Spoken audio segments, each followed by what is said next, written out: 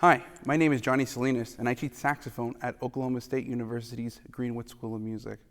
Our next etude for this year is page 14's B-flat major etude, Adagio cantabile, which literally means slow and in a singing style. So I would suggest for most saxophonists should use the technique of vibrato. Vibrato is a beautiful technique that we can use to be expressive. And I think here there are many places throughout the entirety of the etude where you can use vibrato. There's also ornaments. So for instance, in the second line, first measure, you have an E flat to F trill, and with some grace notes, which would sound something like this.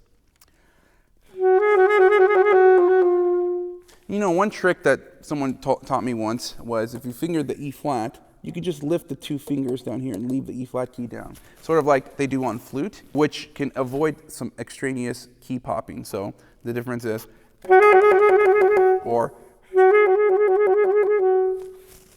both are okay, but I do think that just lifting the two fingers can be helpful in trying to reduce key noise, right? For such a delicate spot. The third line, first measure, has the same thing an octave down. So,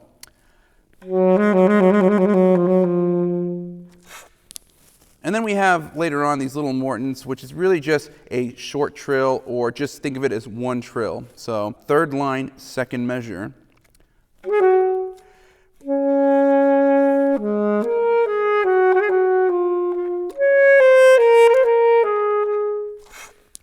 Then we have some turns, and that would be the last measure of that third to last line, which is going to sound something like this.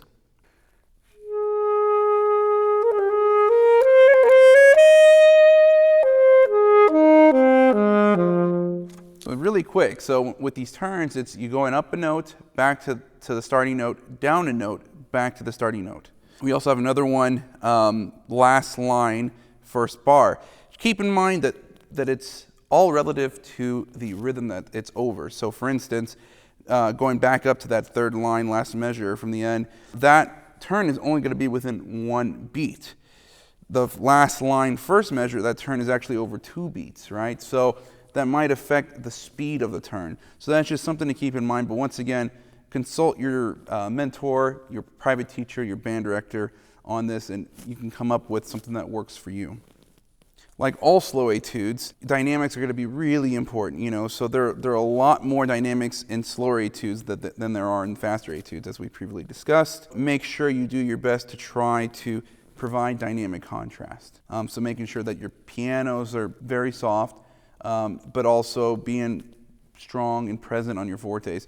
But not only that, if this is your piano and this is your forte, see about going even softer, maybe pianissimo, and then a little louder, fortissimo. So we're going to expand the dynamic range throughout the entirety of this etude. And with that, I'm going to go ahead and demonstrate this etude, and I hope you enjoy the B-flat major etude, page 14, Adagio cantabile.